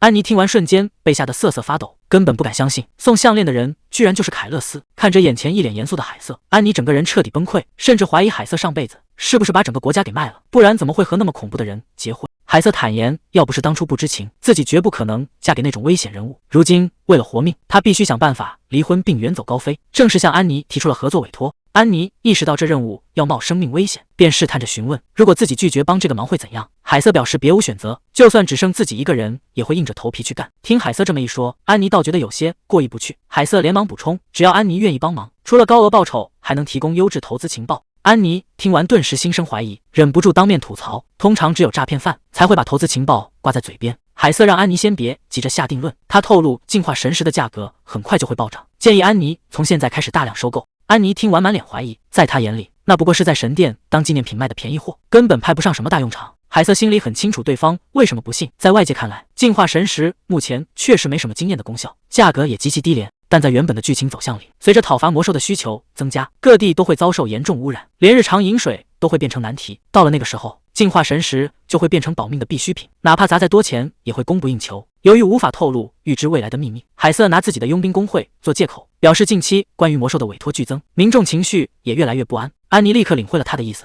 覺得大家會出於求穩心理，把淨化神石當成護身符大量購買。結合自己情報網反饋的信息，安妮意識到這絕對是個商機，甚至動了趁機賺大錢換生活的念頭。面對海瑟困惑的反應，安妮連忙打哈哈敷衍過去，隨即將話題拉回正題，打聽起海瑟後續具體的逃跑路線。安妮直言凱勒斯的勢力盤根錯節，隨便選個地方藏身根本不頂用，直接建議海瑟選擇出境政治庇護。畢竟想徹底擺脫那個男人，必須躲到他手伸不到的地方。畢竟凱勒斯是個為了抓人能硬生生跑去結婚的執念狂。聽完這番分析，海瑟連忙確認安妮是不是答應幫忙。安妮無奈地嘆了口氣，表示看在大筆報酬的份上，只能接下。況且她過去曾被凱勒斯的部下折騰過，心裡早就對凱勒斯極度厭惡。這次正好順水推舟算個賬。聽到安妮親口答應，海瑟心裡懸着的石頭總算落了地，連忙向對方道謝。這下他終於能安心籌備逃跑計劃。正當海瑟準備細聊具體細節時，安妮卻突然拍桌打斷了他，表示有些話必須提前說明。海瑟被這舉動嚇了一跳，生怕對方反悔變卦，畢竟自己已經沒有更多手段勸說對方。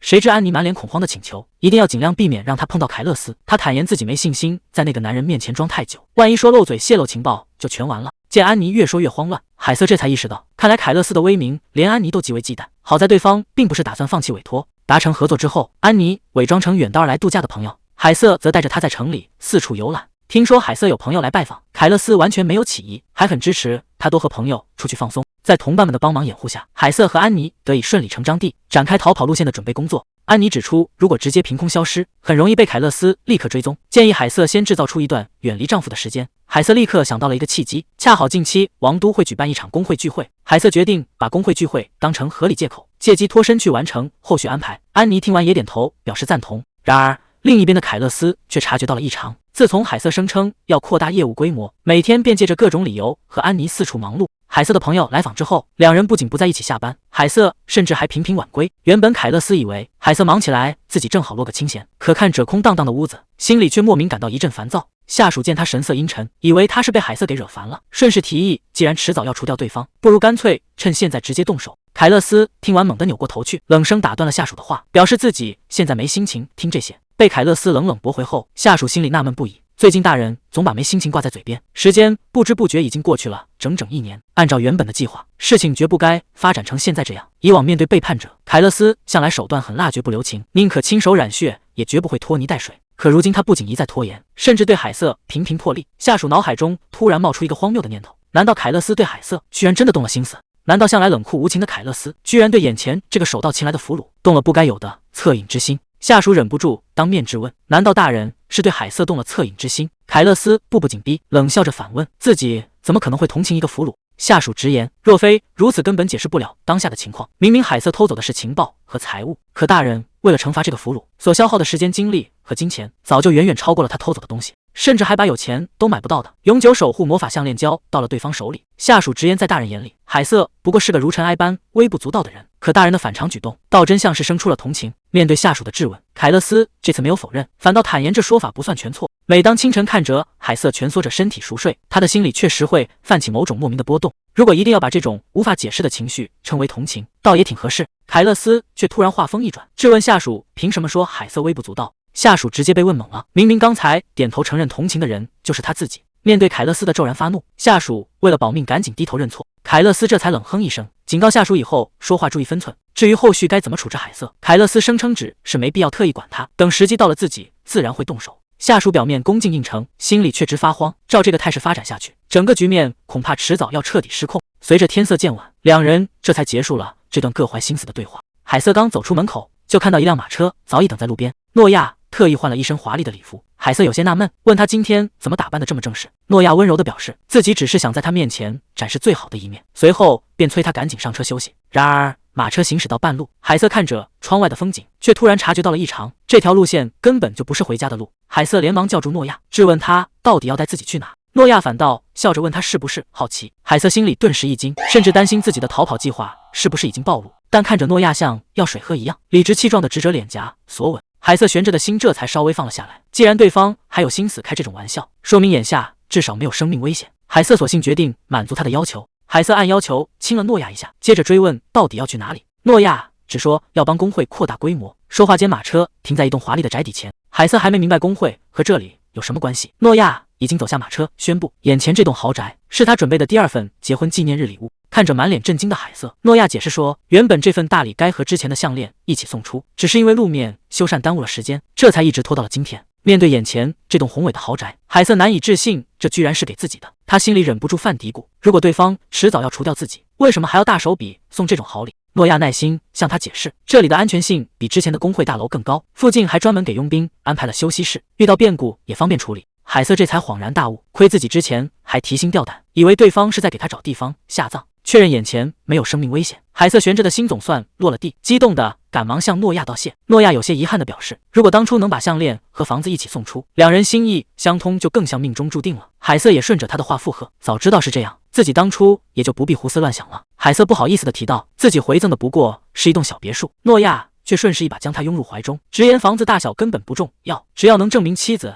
愛他就夠了。趴在諾亞懷裡的海瑟心裡卻保持着清醒，雖然對方甜言蜜語說得漂亮，但他絕不會再掉進這種陷阱。海瑟順勢提起正事，表示差點忘了件重要的大事。諾亞還打趣問是不是要表白，海瑟配合着笑着敷衍過去。隨後他借機鬆開手，有些猶豫地向諾亞坦白自己過陣子需要暫時離開他一段時間。海瑟接着提出自己需要去一趟王都，他打算以此為突破口，一點點拉開兩人之間的距離，從而徹底擺脫對方的掌控。海瑟身穿華麗禮服坐在大廳，幾名畫師正仔細描摹着他的模樣。海瑟有些不解地詢問諾亞，今天明明不是特別的日子，怎麼突然要給自己畫肖像畫？諾亞抱着雙臂埋怨道，一整周見不到妻子，感覺自己壽命都要縮短了。海瑟只能無奈地向他道歉。原來在收到豪宅的當天，海瑟提出要去王都參加工會年聚，兩人便當場吵了一架。面對突然要離開一周的妻子，諾亞急得不知所措，海瑟也只能耐心地向他解釋。海瑟原本計劃離開2周，可諾亞死活要跟着一起去，為了不破壞自己的逃跑計劃，海瑟只能退一步改成1周。表面上答應的好好的，海瑟心裡卻盤算着，這一去就再也不回來了。看着眼前畫師們忙碌的樣子，海瑟暗自擔心，希望這些話以後別變成自己的通緝令。一旁的諾亞滿臉鬱悶，雖然心裡萬般不情願，但終究還是沒能阻止海瑟的決定。面對諾亞的質問，海瑟趕忙解釋，聲稱看到新大樓後改變了主意，想趁機去宣傳工會擴張。為了讓理由聽起來更有說服力，海瑟緊接着打出感情牌，表示想用心經營兩人共同建立的工會。看着海瑟一臉真誠的模樣，諾亞雖然態度冷淡，但最終還是妥協答應了下來。諾亞一邊走着，心裡一邊打着算盤，想着不如趁這個機會，正好和海瑟拉開點距離。可還沒走幾步，諾亞突然停下腳步，一臉嚴肅地叫住了畫師。海瑟被他這反常的舉動嚇了一跳，還以為諾亞終於要露出真面目，沒想到諾亞情緒激動地當場抗議，直言畫師把畫像給畫錯了，海瑟的睫毛明明比畫上的還要長出0.001毫米。諾亞當場大飆演技，聲稱整整1周見不到妻子，要求畫像必須畫得一模一樣。海瑟在旁邊看懵了，暗自吐槽對方戲真多，執着的簡直可怕。面對諾亞對細節的死磕，畫師順勢開出10倍的高價，甚至調侃要不要連指甲長度也順便改了。這幅經過反覆修改的畫像，最終被掛在了凱勒斯的書房裡。出發這天，行李被陸續搬上馬車，前往王都的行程正式開啟。海瑟借着交代差事的名義，順勢把維羅妮卡給支開，成功從對方的看管下爭取到了時間。他正盤算着如何防範凱勒斯，諾亞卻突然從背後將他攬入懷中，溫柔地祝他一路順風，囑咐他有需要隨時用通訊器聯繫。海瑟笑着讓他放心，表示自己從小就在王都長大。而此時的凱勒斯也早已將這一切看在眼裡。聽到海瑟提出要遠赴王都，諾亞沒有任何遲疑，突然俯身深深吻住了他。海瑟被這突如其來的舉動嚇了一跳，連忙提醒周圍還有其他人，可諾亞根本不在乎，依舊貼着他，固執地要他給出一個回應。面對海瑟的困惑，諾亞緊緊扣住他的雙手，一遍又一遍地懇求他親口說出那句愛他。聽着對方這突如其來的所愛，站在原地的海瑟瞬間愣在當場。面對諾亞的執着所求，海瑟最終順了他的意，輕聲說出了那句我愛你，隨後緊緊擁抱住了面前的諾亞。而一旁將這一切盡收眼底的凱勒斯，心情卻跌到了谷底。他清楚注意到，海瑟看向諾亞時眼中流露出的深情，與曾經看向自己時大不相同。理智告訴凱勒斯，自己根本沒有任何理由去介意，可眼前的畫面卻讓他心裡感到無比煩躁與挫敗。曾經被他視作微不足道的小事，如今全都在瘋狂折磨着他的神經。海瑟依依不捨地抱住凱勒斯，坦言這是兩人第一次分開這麼久，心裡總覺得怪怪的，還特意叮囑凱勒斯，等自己到了王都會頻繁聯繫他，讓他到時候可別嫌煩。聽到海瑟這番貼心的話，凱勒斯微笑着輕聲應下，懸着的心也總算落了地。他原本還擔心海瑟變了心，現在看來完全是自己多慮，對方的心思分明還在自己身上。不過為了以防萬一，凱勒斯還是決定暗中調查，看看海瑟身邊到底有沒有心懷不軌的人偷摸靠近。與此同時，迪倫正滿心煩躁地走在走廊上，甚至抓狂地四處打聽這附近有沒有厲害的幻術師。面對眼下棘手的難題，迪倫忍不住感嘆，要是海瑟這時候能在身邊就好了。馬車一路顛簸前行，終於順利駛入了王都。看着窗外高聳的標誌建築，海瑟暗自感慨，時隔整整1年的時間，自己終於再次回到這座熟悉的城市。凝視着窗外懸掛的魔力球，海瑟心中冒出直接逃跑的衝動，甚至想乾脆一路逃往邊境之外。可他心裡十分清楚，現在若是貿然逃跑，很快就會被再次追蹤抓回。抵達酒店下榻之後，海瑟把收拾行李的工作交給女僕，交代自己要先去一趟工會，隨後還要同朋友聚餐。安排妥當之後，海瑟便收拾好行裝離開酒店。海瑟獨自走在王都的街道上，離開諾亞讓他心裡泛起一絲空落感。畢竟這1年多的時間裡，諾亞一直陪伴守護在自己身邊，即便如今重獲自由，他也清楚絕不能放鬆警惕。為了將來能夠徹底脫身，海瑟深知自己必須盡快習慣沒有諾亞的日子。他暗暗為自己打氣，收拾好心情，邁步走向工會大樓。海瑟來到工會櫃檯前，遞交了自己的工會會長憑證，提交參加會議的申請。工作人員確認信息無誤後，便安排他先去休息室等待。海瑟推開休息室的大門，本想趁機好好休息放鬆，沒成想一抬頭，居然在房間裡看到了迪倫。兩人瞬間愣在當場，迪倫更是驚得直接站起身來。迪倫震驚地詢問海瑟為何會在這裡。海瑟理直氣壯地回應，自己身為會長，來工會辦事理所應當，反倒好奇迪倫為何出現在此。迪倫解釋自己是來尋求合作的，隨後便忍不住激動做出埋怨，怪海瑟來王都居然不提前通知他，若不是今天偶遇，難道壓根沒打算見面？面对質問，海瑟心虛的小聲嘀咕，自己原本確實沒計劃見他。這話讓迪倫大受打擊，抱怨他過於冷酷，畢竟兩人已經整整1年半未曾見面。面對交情深厚且滿腹怨氣的迪倫，海瑟一陣心虛，趕忙出言解釋，聲稱自己只是想先休息一陣，等會兒就會給他發送消息。迪倫忍不住繼續抱怨，兩人確實已經相隔太久沒有見面，而他們之間的深刻淵源還要追溯到當年在學院求學時期。二人畢業的學院極其嚴格，同窗共同經歷磨難，結下了無比深厚的同伴情誼。即便多年過去，遇到困難也會毫不猶豫地互相伸出援手。當年在討伐魔獸的畢業考試中，一群高階魔獸突然發動襲擊，陷入苦戰的迪倫身受重傷，被大批魔獸逼入了絕境。就在千鈞一髮之際，海瑟及時施展出幻術魔法，替迪倫解除了這場致命危機。自那天起，迪倫便給海瑟冠上了1人軍團的稱號。而這段深刻淵源，正是在海瑟穿越附身之前建立的。迪倫熟絡地攬過海瑟的肩膀，高聲與他打起招呼。海瑟心生納悶，明明處於休假期間，迪倫為何還穿着騎士團的制服？海瑟順勢拿出信件，微笑着宣布自己今天就要從騎士團辭職。迪倫聽後滿心震驚，以為海瑟只是在開玩笑，可海瑟語氣極其堅定地表示，自己絕非隨口說。海瑟坦言自己早已厭倦討伐遠征，現在只想好好休息。到了該收手的時候，迪倫完全無法接受這個決定，質問他當年分明說過，無論如何都要當上騎士團長。海瑟坦言，有皇太子在，自己根本不可能升任團長，況且自己只是一名平民。迪倫情緒激動地握緊拳頭，承諾誰要是敢拿出身嘲笑他，自己就親自揍回去。海瑟平靜地反問，這麼做真的能夠解決問題嗎？迪倫被問得一時語塞，只能愣愣地看着海瑟。海瑟表示辭職是經過深思熟慮的結果，離開騎士團並不代表人生的終結，自己往後也會常回來探望。迪倫當場翻起舊賬，埋怨他當年說得輕巧，結果整整1年沒有露面，甚至連一句簡短聯繫都沒有。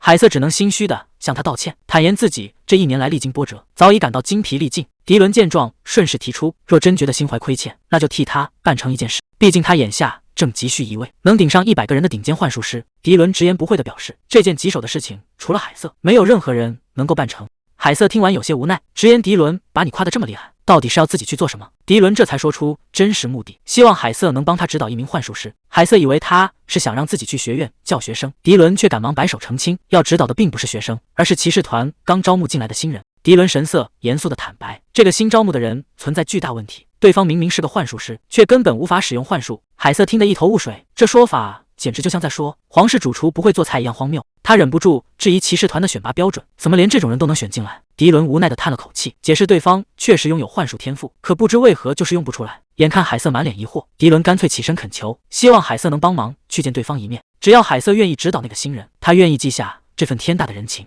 為了讓海瑟答應，迪倫乾脆死纏爛打起來。海瑟一眼看穿事有蹊蹺，建議他乾脆放棄使用幻術師。迪倫見硬的不行，便順勢拋出交換條件，表示騎士團因魔獸異常出現，要求所有工會每月上交魔獸標本，只要海瑟肯幫忙，他就能破例幫海瑟的工會免除任務。海瑟原本打算遠走高飛，覺得工會交給凱勒斯打理就行，可他很快反應過來，這個每月上交的要求十分反常。海瑟心裡非常清楚，要是自己真把工會事務丟給凱勒斯，那家伙絕对會當場暴怒，甚至會追殺他到天涯海角。權衡利弊之後，海瑟只能無奈妥協，向迪倫確認指導應該用不了太久吧。迪倫一聽，立刻激動起來，直誇憑海瑟的本事，最多幾個小時就能輕鬆搞定。看着當場跪下感謝的狄倫，周圍的客人紛紛側目議論。海瑟一臉無語，趕緊叫他先站起來再說。因為這些出格的行為，狄倫在很長一段時間裡，甚至被傭兵們冠上了瘋狗的稱號。聽海瑟講完剛才的經過，安妮忍不住驚嘆，表示自己也很想親眼看看狄倫趴在地上的模樣。安妮開玩笑說：“早知道剛才就該跟着海瑟一起。”隨後又順口提及了遠在別處的凱勒斯。考慮到明天又要再次出發，安妮倒滿酒杯，提議為今天順利完成的工作乾杯。海瑟舉杯向他道謝，並提醒安妮，要是遇到緊急情況，隨時可以去威爾遜酒店找他。海瑟原本打算和安妮入住同一家酒店，但由於凱勒斯堅決要求他住威爾遜酒店，他只能留在酒店吸引凱勒斯的注意力，好讓安妮能夠單獨行動。安妮順口提到威爾遜酒店的頂層完全是仿照皇宮的規格建造，海瑟聽後暗自吐槽，隨後表示回去後要好好研究一下房間。兩人碰杯共飲，愉快地聊着今天發生的各種事情。然而在歡快的氣氛中，海瑟的眼神卻悄然變得深邃起來。無論海瑟表面上表現得多麼輕鬆活躍，內心深處卻始終留着一塊無法抹平的空虛。每當安靜下來，諾亞的身影就會悄然浮現在他的腦海中。看着杯中蕩漾的紅酒，海瑟暗自思忖，這股巨大的空虛究竟該拿什麼去填補？結束聚會後，海瑟獨自回到了下榻的威爾遜酒店。海瑟剛回到酒店房間門前，維羅妮卡就已經站在那裡迎候，向他恭敬地道了一聲歡迎回來。海瑟有些意外，問維羅妮卡是什麼時候到的。維羅妮卡只說是剛到。海瑟笑着拆穿了他，表示兩人認識了這麼久，自己太了解維羅妮卡的性格，他肯定是一直守在這裡，連飯都沒吃。見被海瑟一眼看透，維羅妮卡也有些被說中的局促。海瑟表示今天不會再處理任何事務，讓維羅妮卡趕緊先去吃晚餐，隨後便轉身推門走進了房間。海瑟推門走進房間，疲憊不堪的直接倒在床上，看着寬敞空蕩的大床，他忍不住暗自發問：這床以前有這麼大嗎？女僕見狀，連忙上前勸阻，請他先坐起來幫忙更衣。海瑟道謝後，配合坐起。換衣時，海瑟瞥向桌上的通訊水晶球，他心裡很清楚，以自己現在恍惚的狀態，貿然聯繫諾亞恐怕會失態。最終，他克制住了聯繫諾亞的衝動，解開衣領，準備好好休息。海瑟自嘲地想着，自己如果不主動聯繫，對方反而能徹底卸下偽裝，指不定現在正感到輕鬆自得。可另一邊的豪宅內，凱勒斯正獨自坐在桌前，指尖煩躁地不斷敲擊着桌面，看着毫無反應的通訊水晶球，他眼神低沉，困惑海瑟為何到現在都沒有聯繫自己。夜深人靜，凱勒斯獨自站在海瑟的肖像畫前，桌上的通訊水晶球沒有任何反應。海瑟明明說過抵達後就會聯繫他，可直到現在依然毫無音訊。他試着為海瑟找借口，想着他踩着雙腳在王都逛了一整天，疲憊不堪也是理所當然。可他心裡依然非常介意，想不通海瑟怎麼會徹底把他忘了，到底是有多累才會連個消息都沒發。最終他只能站在空蕩的房間裡，輕聲嘆出了一口氣。凱勒斯凝望着牆上的畫作，感嘆他連海瑟1/10的美都展現不出，心中難以填補的渴望始終無法消退，只覺得今夜格外漫長而孤獨。次日清晨，凱勒斯早早坐在了書桌前，開始處理手頭的文件。凱勒斯感到一陣頭痛，看着窗外才驚覺自己竟然就這樣熬到了天亮。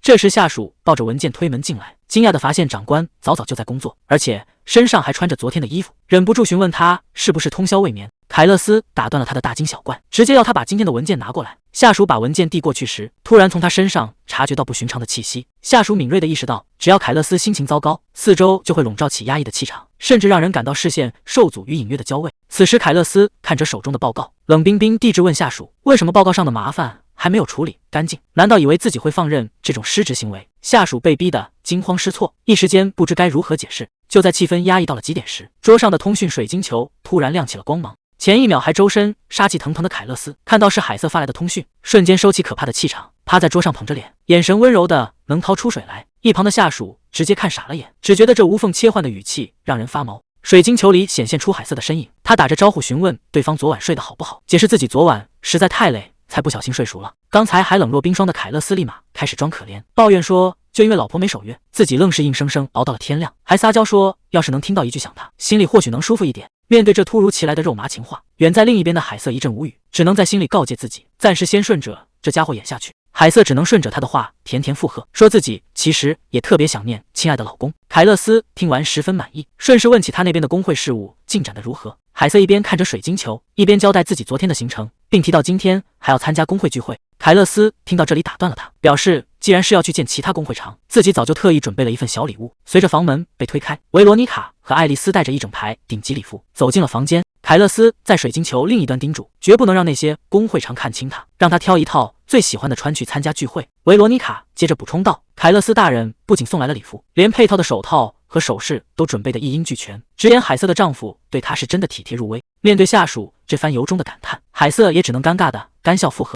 隨後海瑟對着水晶球向對方道謝，表示自己會盡快處理完這邊的事，還貼心叮囑對方按時吃飯。凱勒斯捧着水晶球溫柔地表示，只要海瑟心裡一直記掛着他就沒什麼可擔心的。結束通話切斷水晶球後，剛才還面帶笑容的海瑟瞬間像抽乾了力氣一樣癱倒在椅子上，忍不住在心裡嘆氣，實在太累了。其實海瑟這一覺睡得並不安穩，因為極度疲憊，短暫眯了一會就醒了，後半夜更是翻來覆去睡不着，只因習慣了身邊有凱勒斯的陪伴，少了那個人讓他感到極度不適應。海瑟看着桌上的通訊水晶球，告誡自己必須盡快打起精神，不能再被情緒所困。維羅妮卡注意到他的倦容，關切地詢問是不是太累了。海瑟表示沒事，準備趁着天早出去散步清醒一下。這時愛麗絲提醒海瑟，出門的衣服和首飾都已準備就緒。海瑟表示出門的事並不焦急，順口誇獎愛麗絲一大早就這麼辛苦。愛麗絲滿臉笑容的回應，只要能幫上忙自己就非常開心了。看着眼前熱情的愛麗絲，海瑟心裡卻突然一沉，他這才意識到，這個一直侍奉在身邊的女孩，除了知道她叫愛麗絲，自己對她其實一無所知。難道是因為此前沉溺於戀愛，導致自己的視野變得如此狹隘，竟然連周圍的人事物都忽略了？這份突如發覺的疏忽，讓海瑟心裡瞬間警惕起來。海瑟暗自思忖，不能再坐在這裡自怨自艾。他決定拋開失眠的煩惱，收拾妥當，直接出門。海瑟一路來到了神殿，神官客氣地迎上前，詢問他今日前來的緣由。海瑟微笑着表示，自己自然是過來祈禱的。幻術本質上屬於黑魔法，神力充沛的神殿非常克制海瑟，可他今天還是選擇硬着頭皮趕來，就是為了給自己準備一道保命保險。海瑟向神官提出定期贊助的意向，並順勢打聽贊助能換取什麼好處。神官一聽說有大金主送上門，態度立刻變得無比熱情，興致勃勃推銷起專屬祈禱室和高級祝福。海瑟被這一連串推銷搞得暈頭轉向，神官則焦急催促他立刻簽字定下協議。神官甚至連付款方式都安排得十分周到，不僅支持按月結清，還能直接綁定銀行卡自動扣款。海瑟聽得心裡直犯嘀咕，這熟練的流程簡直像在兜售保險。他連忙打斷了神官的推銷，轉而打聽起最關鍵的安全保障。神官听到這裡，神色嚴肅起來，詢問海瑟是否收到了什麼威脅。海瑟沒有把話說死，只承認自己確實有些隱隱的顧慮。神官明確保證，只要在贊助期間，贊助者就可以隨時入住神殿避難，在這裡哪怕是皇帝也不敢冒犯。聽到這個承諾，海瑟終於確認了想要的答案。當年原女主角莉莉就是靠這招保住了性命。不過海瑟並不打算現在就直接入住，畢竟在神殿庇護下，每天清晨就要苦修祈禱，生活條件極其清苦，這對黑魔法師來說簡直是雙重折磨。他的計劃非常明確，先順利離開並過上正常人的生活，等以後真正遇到危險時再跑到神殿避難。神官隨後遞給海瑟一枚徽章，叮囑只要隨身攜帶，進入任何一家神殿都能立刻得到庇護。海瑟微笑着致謝，並收下這道保命保險。隨着神殿之行圓滿結束，天色不知不覺已經接近黃昏。海瑟隨後換上華麗禮服，帶着維羅妮卡趕往公會聚會現場。由於海瑟此前從未公開露面，現場賓客都在私下竊竊私語，好奇見下赫赫戰功的號角公會長究竟會是個怎樣粗獷兇悍的人物。海瑟帶着維羅妮卡從容步入宴會廳，維羅妮卡緊張地環顧四周，被各路公會長強大的氣場深深鎮住，這才明白為什麼秘書們都不願來這種場合。海瑟卻顯得格外從容，微笑着打趣維羅妮卡，問自己是不是全場看起來最弱的一個。維羅妮卡立馬激動地否認，直誇海瑟才是最厲害的會長。海瑟笑着回應時，一位手持酒杯的銀髮男子走了過來，來人正是北方分會長拉姆。他打過招呼後，順勢客氣地與海瑟握手致意。拉姆接着詢問海瑟是否去過瑟加爾。海瑟雖然口上回答只是聽說過，但心裡很清楚，北方的瑟加爾是個極其危險的區域，所以海瑟絕不可能把北方選為退路。他本想借這次聚會搜集各地情報，沒想到對方偏偏提到了最糟糕的地方。不過為了拉攏潛在盟友，海瑟表面上依然客氣應對。拉姆也主動承諾，若他日後前往北方，自己願意隨時提供協助。這時南方分會長泰德帶着妻子麗娜走上前，提到南方最近同樣魔物氾濫，急需尋找合作公會。海瑟意識到危機早已蔓延各地，隨後來自卡斯塔爾特的埃爾梅斯也順勢加入了對話。埃爾梅斯謙虛地表示，自己接管公會不過半年，還有很多地方需要向各位請教。泰德順勢打聽卡斯塔爾特的近況，埃爾梅斯坦言，那裡雖無魔物侵襲，卻因匯聚了各地人口而事務繁重。聽到人口混雜的信息，海瑟頓時暗自留心，人員流動頻繁的地方最適合隱匿行蹤，正是躲避凱勒斯的絕佳去處。他暗暗將卡斯塔爾特記在心裡。這時埃爾梅斯看向海瑟，笑着表示還沒聽過他的自我介紹，順勢打聽他來自何處。海瑟從容應答，表示自己是來自費拉里烏姆的海瑟。麗娜聽到費拉里烏姆，想起那裡有一家著名的公會。泰德也反應過來，確認他就是號角公會的會長。拉姆在旁笑着補充，大家此前都對他頗為好奇，畢竟號角公會會長親自出席聚會，這還是頭一遭。聽到頭一回出席這幾個字，海瑟的心裡猛地一沉，